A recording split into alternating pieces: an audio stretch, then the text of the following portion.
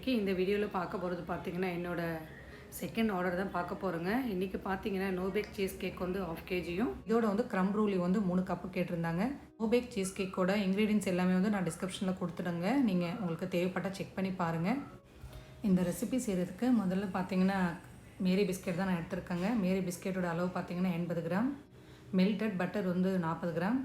அந்த பிஸ்கெட்டை வந்து மிக்ஸி ஜாரில் சேர்த்து இந்த மாதிரி லைட்டாக பொருணை இருக்கிற மாதிரி வந்து பவுடர் பண்ணிக்கோங்க. மெல்டட் பட்டரும் வந்து டபுள் பாயில் மெத்தடில் மெல்ட் ஆக்கணும். எக் ஒயிட், எக் யாக் வேணும், பவுடர் சுகர், இதோட தேன் ஒரு 2 டேபிள் ஸ்பூன் வேணும், இதோட ஜெலட்டின், அதுக்கப்புறம் க்ரீம் சீஸ் வேணும், ஸ்ட்ராபெரி ஃபில்லிங் வந்து நான் சேர்க்குறேங்க. உங்களுக்கு எது வேணுமோ அதை சேர்த்துக்கோங்க. இதோட வந்து விப்பிங் க்ரீம், அதுக்கப்புறம் ஸ்ட்ராபெரி எமர்ஷல் வேணுங்க. நல்லா கோல்டாக இருக்கணுங்க. இந்த மாதிரி ஐஸ் கட்டி மாதிரி இருக்கணும். அந்த மாதிரி வந்து நீங்கள் ரெடி பண்ணிக்கோங்க. வந்து கொஞ்சம் கொஞ்சமாக தண்ணி சேர்த்து நல்லா மிக்ஸ் பண்ணிக்கோங்க. மொத்தம் பார்த்திங்கன்னா ஒரு 5 டேபிள் ஸ்பூன் அளவுக்கு வந்து நமக்கு தண்ணி தேவைப்படுங்க. நல்லா வந்து மிக்ஸ் பண்ணி வச்சுட்டா ஒரு 5 நிமிஷத்துலேயே வந்து நமக்கு செட் ஆகிடும். மொத்தம் பார்த்திங்கன்னா நான் 5 டேபிள் ஸ்பூன் தண்ணி வந்து நான் சேர்த்துருக்கேன். இந்த மாதிரி வந்து நல்லா மிக்ஸ் பண்ணிட்டா போதும். வந்து நம்ம கடைசியாக தான் வந்து ஜெலட்டின் சேர்க்க போகிறோங்க. அப்போ வந்து டபுள் பாயில் மெத்தடில் இதை வந்து மெல்ட் ஆக்கி சூடு ஆறுனதுக்கப்புறம் லைட்டாக வார்மாக இருந்தால் போதும். அந்த மாதிரி இருக்கும்போது தான் வந்து நம்ம சேர்க்க போகிறோம். இப்போ நம்ம கேக்கை வந்து ரெடி பண்ணிடலாம். மேரி பிஸ்கெட்டை வந்து மிக்ஸி ஜாரில் சேர்த்து லைட்டாக இந்த மாதிரி குருண்டை மாதிரி இருக்கிற மாதிரி அரைச்சிக்கோங்க. இதை ஒரு மிக்சிங் பவுலுக்கு மாற்றிட்டு இதிலே வந்து உருக்கின வெண்ணெய் வந்து டபுள் பாயில் மெத்தடில் நீங்கள் இந்த மாதிரி வந்து மெல்ட் ஆக்கிக்கோங்க. இது ரெண்டுத்தையுமே வந்து நல்லா வந்து மிக்ஸ் பண்ணிவிடுங்க. 80 கிராம் பிஸ்கெட்டுக்கு 40 கிராம் எண்ணெய் வந்து கரெக்டாக இருக்கும்.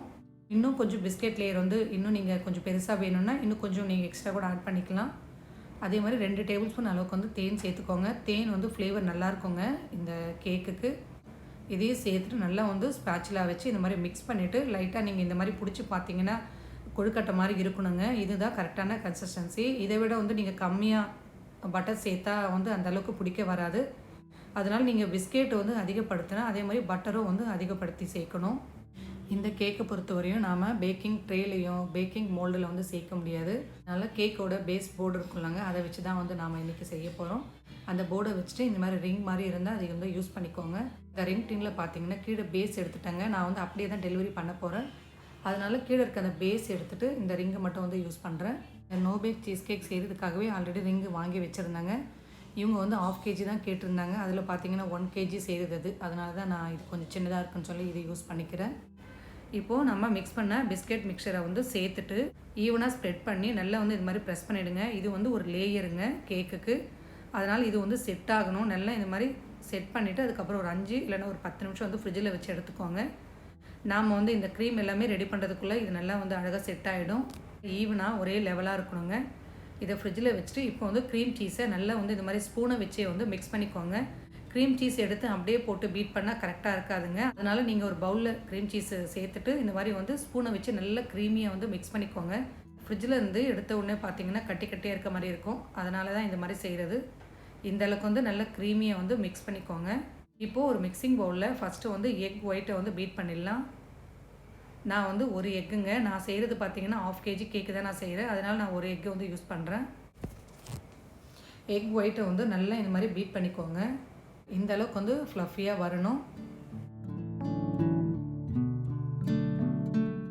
இது டேஸ்ட்டு வந்து ரொம்ப சூப்பராக இருக்குங்க. வெளியே பார்த்தீங்கன்னா ரொம்ப எக்ஸ்பென்சிவ். 1 kg பார்த்தீங்கன்னா 1200லேருந்து 1500 வரையும் வந்து சேல் பண்ணிகிட்ருக்காங்க.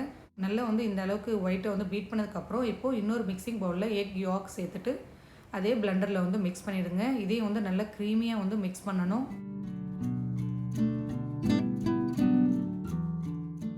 நல்லா இந்த மாதிரி பீட் பண்ணதுக்கப்புறம் இப்போ வந்து பவுடர் சுகரை சேர்த்துக்கோங்க. சுகர் பார்த்தீங்கன்னா முன்னாடியே மிக்ஸி ஜாரில் சேர்த்து பவுடர் பண்ணி சேர்த்துக்கோங்க.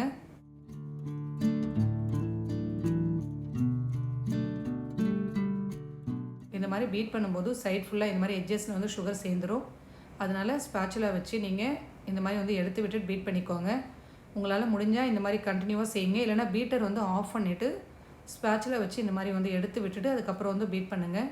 இது நல்லா பீட் பண்ணதுக்கப்புறம் க்ரீம் சீஸ் வந்து மறுபடியும் ஒரு 2-3 வாட்டி நல்லா பீட் பண்ணிவிட்டு இப்போ வந்து இதில் சேர்த்துடலாம். எக் யாக்கில் ஃபுல்லாக நல்லா வந்து ஸ்க்ராப் பண்ணி சேர்த்துக்கோங்க. எல்லாத்தையுமே ஃபுல்லாக வந்து ஒட்டிட்டு தான் இருக்குது நம்ம பீட் பண்ணது. க்ரீம் சீஸ் பார்த்தீங்கன்னா 100 கிராம் வந்து நான் சேர்த்துருக்கேங்க. இந்த மெஷர்மெண்ட் எல்லாமே வந்து நான் டிஸ்கிரிப்ஷனில் கொடுத்துட்றேன். க்ரீம் சீஸ் சேர்த்துட்டு நல்லா வந்து மிக்ஸ் பண்ணிக்கோங்க.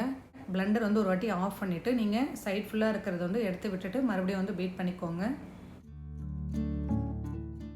இப்போ ஒரு வாட்டி சைட் ஃபுல்லாக வந்து இந்த மாதிரி ஸ்க்ராப் பண்ணி பவுல்லையே சேர்த்துக்கோங்க. சேர்த்துட்டு ஜெலட்டின் பாருங்கள் கரெக்டாக ஒரு 5 நிமிஷம் ஆச்சு, நல்லா வந்து செட் ஆகிடுச்சு. இதை இப்போ நம்ம டபுள் பாயில் மெத்தடில் மெல்ட் ஆக்கி லைட்டாக வார்மாக இருக்கும்போது தான் சேர்க்கணுங்க. ரொம்ப சூடாக இருக்கும்போது சேர்த்திங்கன்னா கேர்டல் ஆகிடும் எல்லாமே, அதனால் லைட் வார்மிங்கில் இருக்கும்போது சேர்க்கணும். மறுபடியும் வந்து நல்லா பீட் பண்ணிவிட்டு விப்பிங் க்ரீம் பார்த்திங்கன்னா அதே 100 கிராம் தாங்க. இதை வந்து நான் முதல்லையே பீட் பண்ணி ஃப்ரிட்ஜில் வச்சிட்டேன். இப்போ வந்து இதில் சேர்த்துக்கலாம். இதையும் க்ரீமும் பார்த்திங்கன்னா முதல்லையே நல்லா ஸ்டிஃப் பீக் வர வரையும் இந்த அளவுக்கு வந்து பீட் பண்ணணும். இப்போது எல்லாத்தையுமே வந்து சேர்த்து பீட் பண்ணிடலாம். எல்லாமே வந்து நல்ல ஒன்றோட ஒன்று வந்து பிளெண்ட் ஆகணும், அந்த அளவுக்கு வந்து நல்லா பீட் பண்ணணும். பிளெண்டர் ஒரு வாட்டி ஆஃப் பண்ணிவிட்டு சைடில் இருக்கிறது எல்லாமே வந்து இந்த மாதிரி ஸ்க்ராப் பண்ணி பவுல்லையே சேர்த்து மறுபடியும் வந்து பீட் பண்ணிக்கோங்க. இது செய்கிறது வந்து ரொம்ப சிம்பிள் தாங்க. ஆனால் செட் ஆகிறது பார்த்திங்கன்னா ஓவர் நைட் ஆகும். ஃப்ரிட்ஜில் வச்சிங்கன்னா, ஃப்ரீசரில் வச்சிங்கன்னா ஒரு 2 ஹவர்ஸ் ஃப்ரீசரில் வச்சுட்டு அதுக்கப்புறம் ஃப்ரிட்ஜில் ஒரு 2 ஹவர்ஸ் வச்சிங்கன்னா நல்லா கரெக்டாக செட் ஆகிடும். செட் ஆகிற டைம் தான் ரொம்ப நேரம் ஆகும், ஆனால் டேஸ்ட் வந்து சூப்பராக இருக்குங்க. ஐஸ்கிரீம் கேக் எப்படி இருக்குமோ அந்த மாதிரி இருக்கும் சாப்பிட்றதுக்கு. ஏன்னா நம்ம பீட் பண்ணும்போது ஃபுல்லாக வந்து இந்த மாதிரி ஓரங்களில் வந்து சேர்ந்துட்டு தான் இருக்கும். நம்ம அதனால் பொறுமையாக வந்து ஒவ்வொரு வாட்டியும் பீட்டர் ஆஃப் பண்ணிவிட்டு இந்த மாதிரி ஸ்க்ராப் பண்ணி உள்ளே சேர்த்துட்டு மறுபடியும் வந்து பீட் பண்ணணும். முன்னாடியே பீட் பண்ணி வச்ச எக் ஒயிட் சேர்த்துட்டு மறுபடியும் வந்து பீட் பண்ணணுங்க. இப்போ இது எல்லாமே வந்து சேர்ந்து வரணும், நல்ல எல்லாமே வந்து க்ரீமியாக வரணுங்க. இந்த நோ பேக் சீஸ் கேக் செய்யும்போது நம்ம பீட் பண்ணுற டைமிங் தான் ரொம்ப இம்பார்ட்டனுங்க. 1 பை 1 பீட் பண்ணும்போது ஃபஸ்ட்டு பார்த்திங்கன்னா எக் ஒயிட் பீட் பண்ணோம், அதுக்கப்புறம் எக் யோக் பீட் பண்ணோங்க, அதோடைய க்ரீம் சீஸ் சேர்த்து பீட் பண்ணோம், அப்புறம் விப்பிங் க்ரீம் சேர்த்தோம். இப்போ பார்த்திங்கன்னா எக் ஒயிட் சேர்த்துருக்கோம். இதை பீட் பண்ணுற டைமிங் வந்து ரொம்ப இம்பார்ட்டன்ட். சும்மா நம்ம அரைக்குறையாக பீட் பண்ணால் கரெக்டாக வராதுங்க. ஒவ்வொன்றுமே வந்து நல்லா க்ரீமியாக வரணும். அந்த அளவுக்கு வந்து நல்லா பீட் பண்ணதுக்கப்புறம் இப்போ பார்த்திங்கன்னா ஸ்ட்ராபெரி எமல்ஷன் வந்து சேர்த்துக்கலாம். நான் வந்து 1 டீஸ்பூன் அளவுக்கு நான் சேர்த்துருக்கேன். எக்கோட ஸ்மெல்லும் வராதுங்க, ஃப்ளேவர் வந்து ரொம்ப நல்லாயிருக்கும். அதையும் சேர்த்துட்டு நல்லா வந்து மிக்ஸ் பண்ணிக்கோங்க. இப்போ வந்து இதில் ஃபில்லிங் பார்த்திங்கன்னா ஸ்ட்ராபெரி ஃபில்லிங் தான் நான் சேர்த்துருக்கேன். நான் செய்ய போகிறது பார்த்திங்கன்னா ஸ்ட்ராபெரி ஃப்ளேவருங்க, அதனால தான் வந்து ஸ்ட்ராபெரி ஃப்ளேவர் சேர்க்குறேன். உங்களுக்கு மேங்கோ வேணும்னாலும் சேர்த்துக்கலாம், இல்லைனா பிளாக் கரண்ட் வேணும்னாலும் சேர்த்துக்கலாம்.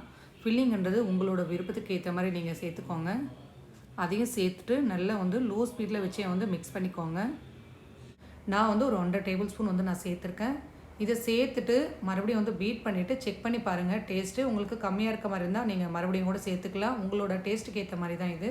சைட் ஃபுல்லாக வந்து இந்த மாதிரி ஸ்க்ராப் பண்ணிவிட்டு அதுக்கப்புறம் வந்து செக் பண்ணி பாருங்கள். எனக்கு கம்மியாக இருந்ததுங்க, நான் அதனால் மறுபடியும் வந்து 1 டேபிள் ஸ்பூன் சேர்த்தேன். சேர்த்துட்டு லைட்டாக இந்த மாதிரி ஸ்பேட்சில் வச்சு மிக்ஸ் பண்ணிவிட்டு மறுபடியும் பிளெண்டரில் ஒரு 2 ஸ்பீடில் வந்து மிக்ஸ் பண்ணிக்கோங்க.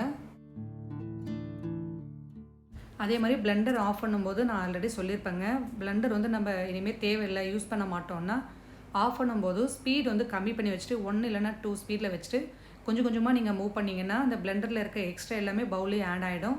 ஒரு வாட்டி ஃபுல்லாக வந்து எல்லாமே ஸ்க்ராப் பண்ணி சேர்த்ததுக்கப்புறம் நாம் மிக்ஸ் பண்ணி வச்ச ஜெலட்டினை வந்து சேர்த்துடலாம். ஜெலட்டின் வந்து லைட்டாக தான் வார்மாக இருக்கணுங்க, ரொம்ப சூடாக இருக்கும்போது சேர்க்கக்கூடாது, கேர்டல் ஆகிடும். ஜெலட்டின் சேர்த்துட்டு வந்து ஒரு வாட்டி நல்லா ஸ்பேட்சில் வச்சு மிக்ஸ் பண்ணிவிடுங்க. நல்லா மிக்ஸ் பண்ண முடியலன்னா பிளெண்டரை வச்சு லோ ஸ்பீடில் மிக்ஸ் பண்ணிக்கோங்க, ஹை ஸ்பீட் வைக்க வேண்டாம்.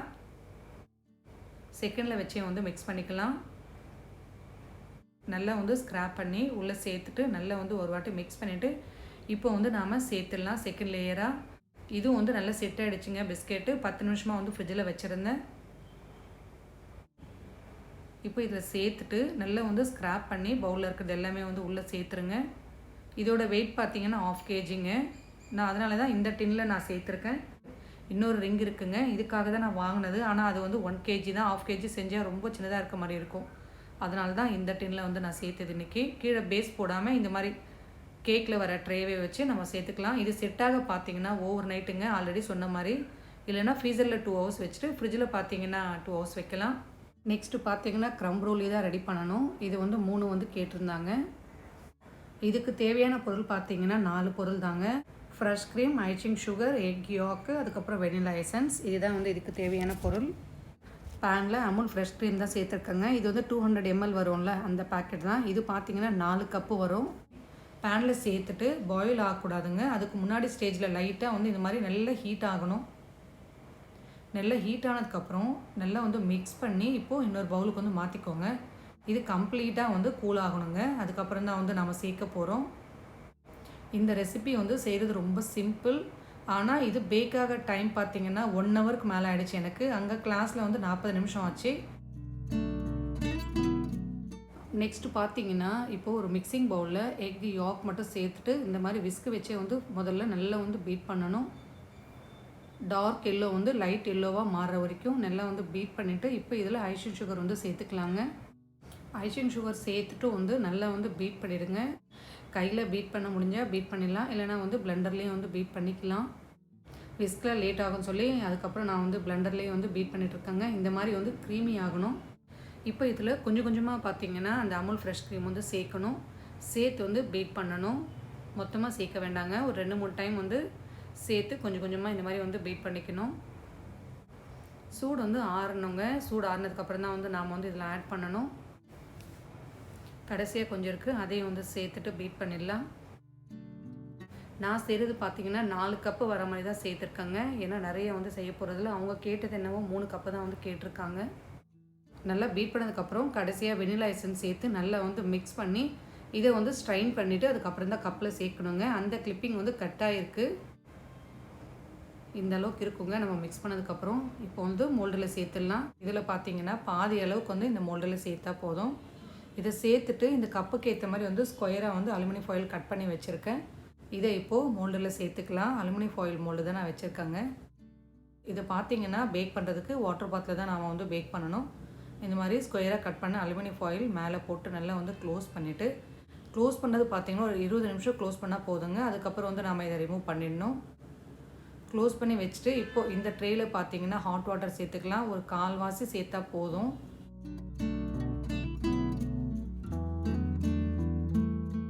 இதை எப்போ உள்ளே வச்சிடலாங்க. ப்ரீஹீட் வந்து முன்னாடியே பண்ணியிருந்தேன். அதே 170 டிகிரியில் 10 மினிட்ஸுங்க. உள்ளே வச்சுட்டு அதே 170 டிகிரியில் 40 மினிட்ஸ் வந்து நான் டைம் செட் பண்ணியிருக்கேன். 20 நிமிஷம் கழித்து இந்த அலுமினியம் ஃபாயில் மட்டும் ரிமூவ் பண்ணியாச்சுங்க. மறுபடியும் வந்து உள்ளே வச்சுட்டேன். 40 மினிட்ஸ் கழித்து செக் பண்ணி பார்த்தேங்க. உள்ளே பேக் ஆகலை. நான் மறுபடியும் வந்து ஒரு 30 மினிட்ஸ் கொடுத்துருக்கேன். எனக்கு பேக்காக பார்த்தீங்கன்னா கரெக்டாக 60 நிமிஷம் ஆச்சு. இது வந்து நான் லாஸ்ட் வீடியோ எடுக்க மறந்துட்டேங்க. ஏன்னா அவங்களும் வந்துட்டாங்க. அதனால் வந்து நான் கொடுத்துட்டேன். கொடுத்ததுக்கப்புறம் தான் தெரிஞ்சது ஐயோ வீடியோ எடுக்கலையேன்னு சொல்லி. சரி நெக்ஸ்ட் டைம் பண்ணும்போது ஃபுல்லாக எடுக்கலாம்னு சொல்லி தான் விட்டுட்டேன். ஃபோட்டோவும் நான் எடுக்கலைங்க. இது மேலே பார்த்தீங்கன்னா சுகர் சேர்த்துட்டு லைட்டாக வந்து அந்த டார்ச் வச்சு வந்து பர்ன் பண்ணுவாங்க. அது வந்து செய்யவே இல்லை, நாங்கள் அங்கே செஞ்சுக்கிறோன்னு சொல்லி சொன்னாங்க. அப்புறம் நோபேக் சீஸ் கேக்கும் வந்து பர்ஃபெக்டாக ரெடி ஆகிடுச்சு. இது மேலே பார்த்தீங்கன்னா ஐசிங்கும் பண்ணலாங்க. இது எதுவுமே வேண்டாம், அப்படியே நீங்கள் கொடுத்துருங்கன்னாங்க. அதுக்கப்புறம் மேலே அந்த ட்ரே மட்டும் நான் எடுத்துகிட்டு அவங்களே வந்து ஒரு பாக்ஸ் கொண்டு வந்திருந்தாங்க. அதில் வச்சுட்டு எடுத்துகிட்டு போயிட்டாங்க. இது வந்து நான் ஃபோட்டோ எடுக்கலைங்க. அவங்க அங்கே கடையில் கட் பண்ண ஃபோட்டோ வந்து நான் எனக்கு சென்ட் பண்ணாங்க. 6 பீஸில் வந்து 4 காலி ஆகிடுச்சு, 2 மட்டும் தான் இருக்குன்னாங்க. டேஸ்ட் வந்து அவங்களுக்கு ரொம்ப பிடிச்சி போச்சுங்க, நல்லா இருக்குன்னாங்க. நோபேக் சீஸ் கேக் வந்து நீங்களும் ட்ரை பண்ணி பாருங்கள். 100% கரெக்டாக வரும். ஏன்னா இதை பேக் பண்ணுறது ஒன்றுமே இல்லை. ரெடி பண்ணிவிட்டு நாம் ஃப்ரீசரில் வச்சு செட் பண்ணுறதாங்க. இதில் ஏதாவது டவுட் இருந்தாலும் நீங்கள் வந்து மெசேஜ் பண்ணுங்கள். நெக்ஸ்ட் வீடியோவில் பார்க்கலாம். இந்த வீடியோ உங்களுக்கு பிடிச்சிருந்தா லைக் பண்ணி சப்ஸ்கிரைப் பண்ணுங்கள். தேங்க்ஸ் ஃபார் வாட்சிங்.